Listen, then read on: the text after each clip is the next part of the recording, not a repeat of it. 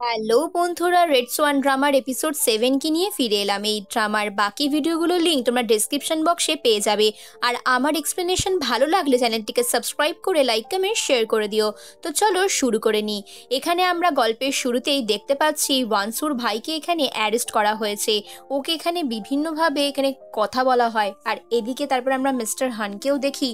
ওর খাস বডিগার্ড লিজিনকে এখানে আদেশ দেয় সর্বক্ষণ চোখ রাখার জন্য। এরপর ডোউন আর ওয়ানসু দুজনে পরামর্শ করে। ওরা বলে আমার ভাইকে এখানে আটকে রাখা হয়েছে, কি করে সবটা করা সম্ভব। ঠিক সেই মুহূর্তে অঙ্গুক ওর হাজবেন্ড ওখানে চলে আসে। ওর হাজবেন্ডের কাছে এদিকে ভাইস চেয়ারম্যানের ফোন আসতে থাকে। এরপর আমরা হানসাংয়ের সাথে দেখি যে এখানে ওংমিন আর এখানে ওর ওয়াইফের দুজনেরই ঝগড়া হতে থাকে। ওরা দুজনেই বলতে থাকে এক্স্যাক্টলি কি করতে চাইছো।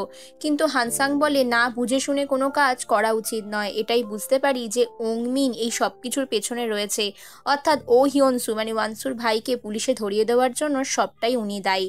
এরপর ও হিয়নসুর সাথে ওয়ানসু দেখা করতে আসে। ওকে বলে যে তোকে চেয়ারম্যান কি করতে বলেছে।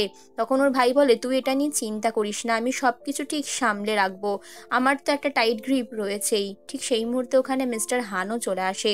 মিস্টার হান বলে তুমি এরকম একটা কাজ কি করে করতে পারো। তখন ওহিয়নসু বলে আমার অ্যাকাউন্টটাকে এখানে ইউজ করা হয়েছে, অতগুলো টাকার লেনদেন আমি কি করে করব। তখন মিস্টার হান বলে এটা এনাফ তোমাকে ফাঁসিয়ে দেওয়ার জন্য, তো দেখা যাক, তুমি তোমার ব্যাকআপ রেডি করো। আর ডিরেক্টর ওর বডিগার্ডও থাকবে। তখন এখানে ওহিয়নসু বলে বেশ দেখাই যাক। এখানে একটা পরামর্শ চলতে থাকে, সেটা কি পরে দেখতে পারবো।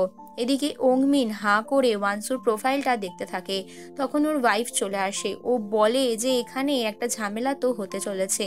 তোর ওয়াইফ বলে এত খুশি হওয়ার এখনই কোনো দরকার নেই, তুমি কি ওয়ান গ্রুপকে ভেঙে দিতে চাইছো। ওংমিন বলে না, এরকম কিছু আমি করতে চাইছি না, আমার টাকার থেকেও বেশি ওদের ওপর প্রতিশোধ নেওয়াটা বেশি জরুরি।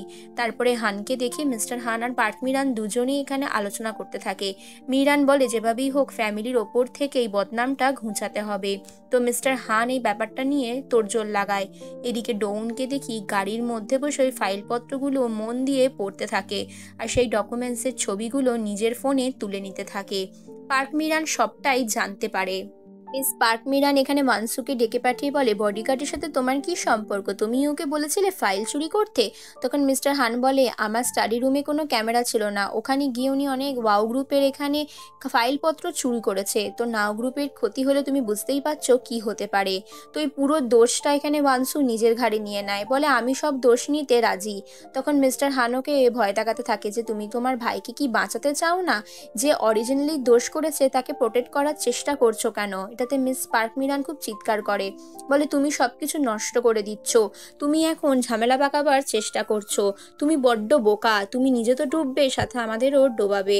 তখন বলে তুমি কি করতে চাইছো, তুমি নিজের ভাইকে বাঁচাতে চাও না তাই নয়, আর তোমাদের মধ্যে কি ডিল হয়েছে সেটা বুঝতে পারছো তো। আচ্ছা তুমি এই ডোনকে এত বিশ্বাসী বা করছো কি করে। সমস্ত কথা শুনে বংশ ওখান থেকে চলে যায়। তারপরে আমরা ডোউনকে দেখি। ডোউন ওখানে এদিক ওদিক দেখছিল। ঠিক তখনই মিস্টার হান ওর কাছে চলে আসে। মিস্টার হান বলে তোমাকে দেখে মনে হচ্ছে আমাকে আমার কথাটা ফিরিয়ে দিতেই হবে, তুমি খুব শীঘ্রই সমস্ত প্রশ্নের জবাব পেয়েই যাবে। পিছন থেকে ডোউন ওকে গটগট করে দেখতে থাকে। তার পরের সিনে তাইরার সাথে দেখি মিস্টার হান দেখা করে। এখানে ওর হাফ ব্রাদারকে আনার কথা চলছিল। ও বলে হ্যাঁ মিস্টার হান, আপনি কি বলতে চাইছেন আমি বুঝে গেছি। ওর মাও ভেতরে ছিল। ওর মা বলে তুই কি ব্যাপারে কথা বললি। তখন বলছে জানি না আমার শ্বশুর শাশুড়িরা কি এক্স্যাক্টলি প্ল্যান করে রেখেছে। তো এর পরের সিনে আমরা দেখতে পাই ওয়ানসু আর ডোউন দুজনে নাইট ওয়াকে বেরোয়। সেখানে ওরা বলে যে ড্রোন অ্যাটাকের পেছনে কে ছিল তুমি কি বুঝতে পারছো। তখন ওয়ানসুকে এখানে ডোউন জিজ্ঞেস করে তুমি কি আমাকে সন্দেহ করছো, আমি জানি তুমি আমাকে বলছো। তখন বলে আমার ভাইকে আটকে রাখা হয়েছে, কে আছে এই সমস্ত কিছুকে কে ঘোরাচ্ছে, আমার মাথায় কিছুই ঢুকছে না। তখন ডোন বলে তুমি বুঝতে পারছো না, এই স্লাস ফান্ড যেটা ইউজ করা হচ্ছে সেটা কালো টাকা, সেটাই এই ঝামেলার সব কিছুর পেছনে রয়েছে, এত চিন্তা করো না, আমি তো আছি তোমার সঙ্গে। এই বলেও ওয়ানসুকে ওখানে জড়িয়ে ধরে নেয়। এদিকে তায়রা ওর মায়ের সাথে ফোনে কথা বলে বলতে থাকে যে মিস্টার ওর এই অ্যারেস্ট হওয়ার ব্যাপারটা তো মিডিয়ায় আসেনি। ওর মা বলে চিন্তা করিস না, যে রিপোর্টারকে টাকা ঘুষ খাইয়ে রেখেছি সে ঠিক জেনেই যাবে। পরের দিন সকালে ঘুম থেকে উঠে মিস্টার হান মিস পার্ক মিরান একটা নিউজ থেকে দুজনেই আঁতকে ওঠে। বলে এবার তো আমাদের লয়ারকে ডাকতেই হচ্ছে, কি করতে চলেছে কি এরা। এখানে ডিভোর্স কেস চলে আসে, দেখানো হয় যে ওয়ানসু আর অঙ্গুকের মধ্যে নাকি ডিভোর্স হয়ে যাবে। আর আজকে দুপুরেই তায়রা বাড়ি থেকে লুকিয়ে লুকিয়ে পালিয়েও যায়। এবার শেয়ার মার্কেটে শেয়ার হোল্ডারদের মধ্যে একটা ঝামেলা সৃষ্টি হয়, যেখানে পার্ক মিরান গিয়ে বলে তুই চুপচাপ থাক, আমি বাকিদের মতামত এখানে জানতে এসেছি। তার পরের সিনে তাইরার মা দেখে ও বাড়িতে বসে রয়েছে, আর তখন বলে এই নিউজটা দেখেছো, সব জায়গায় ছড়িয়ে গেছে, রিপোর্টাররা এখন পেছনে পড়ে গেছে, তো জানি না বিষয়টা কিভাবে দেখা হচ্ছে। এদিকে মিস্টার হান চলে আসে ওই হংসুর সাথে দেখা করতে। ওই হংসুকে জিজ্ঞেস করে তুমি আর কতগুলো নাম বড় করেছো এখানে এই সমস্ত উল্টোপাল্টা কাজ করার জন্য, সবটা আমাকে খুঁজে বলো। তো তখন ওহিউন্সি বলে সবটা বলতে পারবো না, এত কোটি কোটি লাখ লাখ টাকা নয়ছয় করা আমার কম্য নয়, সবকিছুর পেছনে কেউ না কেউ তো আছেই। ওহিউন্সু এত সহজে মুখ খোলে না।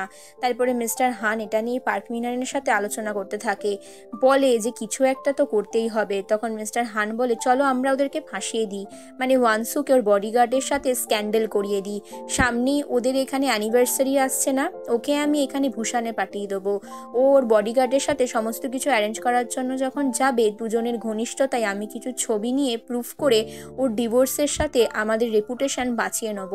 এটাই বলবো যে ও একজন ক্যারেক্টারলেস মহিলা বলে তাই জন্য নিজের হাজব্যান্ডের থেকে ডিভোর্স নিচ্ছে।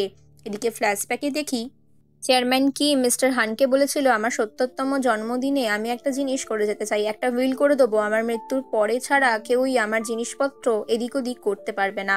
এই কথাটা মিস্টার হানের মনে পড়ে যায়। তখন দেখি উনি একজন ভদ্রমহিলার সাথে এখানে দেখা করতে থাকে, ভদ্রমহিলাকে অনেক করে ইনফ্লুয়েন্স করতে থাকে আর অনেক টাকার এখানে লেনদেন হতে থাকে। বলে যে এই কাজটা করতেই হবে, আমি এখানে তোমাকে সমস্ত কিছুর 1% কমিশন তো দিতে রাজি, কিন্তু মহিলাটা তা সত্ত্বেও রাজি হতে চায় না। তখন মিস্টার হান বলে আমাকে একটু সময় দাও, আমি টাকার অ্যারেঞ্জমেন্ট করছি। তারপরে ওকে বলে নাও ফাউন্ডেশনে, এটাতে আমি খুব একটা রাজি হচ্ছি না। তারপরে সিনে অংবিন আর ওয়াইফকে দেখি ওরা দুজনে খুবই খুশি, ওরা মনে করছে আমরা এভাবেই কোম্পানির ডিরেক্টর হয়ে যাব। ঠিক তখনই মিস্টার হানির ফোন আসে, বলে রাত 8টায় তোমাদের সাথে দেখা করব, আসতেই হবে। এদিকে আমরা দেখি মিস পার্ক মিরান সেই ট্রিটমেন্টগুলো নিচ্ছে, যেখানে উনি একটা ইঞ্জেকশন ট্রিটমেন্টে নিত সেখানে 2টো করে ইঞ্জেকশন নিচ্ছে। তারপরের সিনে আমরা ভূষানে দেখি, সেখানে ওয়ানসু আর ডিটেকটিভ ডোন দুজনে মিলে একসাথে চলে যায়। এখানে ওরা অ্যারেঞ্জমেন্টের জন্য নিজেরা গাড়ি করে যায়। তো এত সুন্দর এত দূরে সমুদ্র দেখে এখানে ওয়ানসুর মনটা ভালো হয়ে যায়। ডোনকে বলে চারিদিকে শুধু সমুদ্র, সবকিছু দেখে আমার বড্ড ভালো লাগছে।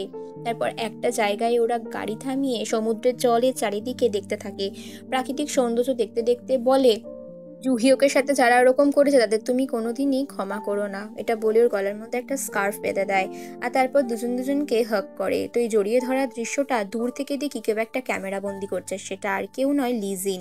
লিজিনকে এখানে মিস্টার হানি পাঠিয়েছিল যে ওরা দুজনে যখনই ঘনিষ্ঠ হবে তাদের প্রত্যেকটা মুহূর্তের ছবি তুমি ক্যামেরা বন্দি করবে, আর সুযোগ বুঝেই ওয়ানসুকে টার্গেটও করবে। এদিকে অঙ্গুকের অফিসে ঝামেলা লেগে যায়, সমস্ত শেয়ার হোল্ডারদের মধ্যে একটা ঝামেলা চলতে থাকে। দেখানো হয় যে ওর সমস্ত শেয়ার ডাউন হয়ে যাচ্ছে। তার পরের সিনে ওয়ানসুরা হোটেলে পৌঁছে যায়, ওরা ওদের রুমে যেখানে থাকবে সেখানে থাকে, কিন্তু সেখানেও লিজিন পৌঁছে যায়। যখন দুজনে ক্লোজ হয়ে একটু কাজ করছিল ওদের এমনভাবে ছবিগুলো তোলানো হয় যেটা তাদের ভুল মিনিং তৈরি হয়। তো এখানে লিজিন ওদের ছবিগুলো লুকিয়ে লুকিয়ে তুলতে থাকে, আর এভাবেই বাড়ির ভিতরেও প্রবেশ করতে থাকে। ডোন এখানে ওয়ানসুকে একা ছাড়তে চায় না, বলে আমি তোমার রুমে বসে রয়েছি, তুমি এখনো পুরোপুরি সেফ নও। তো ওয়ানসু এখানে ওকে আবারও জড়িয়ে ধরে, তখন ডোন ওকে আশ্বস্ত করে যে চিন্তা করো না, সবকিছু ঠিক হয়ে যাবে। এটা থাকার পর বলে আমি জানি না, আমার আর কোনো লজ্জা ঘেন্না কিছুই নেই, আমি শুধু একটু শান্তি চাই জীবনে। তারপরে এখানে ডোন বাইরে বাগানে একটু চেক করতে যায়, তখনও কিছু একটা আওয়াজ পায়, দেখে একটা বিড়াল গা চুলকাচ্ছে। এরপরে লিজিনকে দেখে ও কোনোভাবে বাড়ির ভেতর ঢুকে গেছে, আর ও নিজে ফলস স্কার্ট দিয়ে এখানে দরজা আনলকও করে ফেলেছে। এরপর বেসমেন্টের দিকে গিয়ে ও সোজা ওয়ানসুর ওপর অ্যাটাক করতে শুরু করে, ছুরি নিয়ে ওকে মারবার চেষ্টা করে, শুধুমাত্র ডোউনের জন্য একটু হলেও বেঁচে যায়। ডোউনের সাথে এখানে লিজিনের ভয়ঙ্কর মারপিট লেগে যায়। ডোন আগেই শিখিয়ে রেখেছিল ওয়ানসুকে তুমি এখান থেকে পালিয়ে যাওয়ার চেষ্টা করবে যখন আমি লড়াই করব। ভয়ঙ্করভাবে ডোন আহত হয়ে যায়, কিন্তু তার সত্ত্বেও ওয়ানসুর প্রাণ বাঁচাবার চেষ্টা করে। এদিকে ওয়ানসু ছুটে পালিয়ে একটা জাহাজের মধ্যে লুকিয়ে পড়ে, আর ডৌনও এখানে ওর পেছন পেছন চলে যায়। সঙ্গে যায় লিজিন। এখানে আমরা মিস্টার হানকে দেখি ও এখানে অংমিনকে বলছে তুমি নাও ফাউন্ডেশন পেয়ে গেলে তোমার হাতে অনেক টাকা পাবে, কারণ এখানে ওয়ানসু শুধুমাত্র ডৌনের জন্য এই সুযোগ খোয়াতে বসেছে। তো এখানে ওদের কেমিস্ট্রির এই ব্যাপারটাও শীঘ্রই নিউজে চলে আসবে, তো সবকিছু এখানে ঝামেলা মিটে যাবে। এদিকে বেচারি ওয়ানসু নিজেকে অনেক করে লোকাবার চেষ্টা করে। লিজিন ওকে ধরে মেরে দেয়, আর ডৌনও ওকে রক্ষা করবার জন্য জাহাজের মধ্যেই চলে আসে। এরপর ডৌন আর লিজিনের মধ্যে ভয়ঙ্কর লড়াই বাঁধে, আর এখানেই পর্ব শেষ হয়।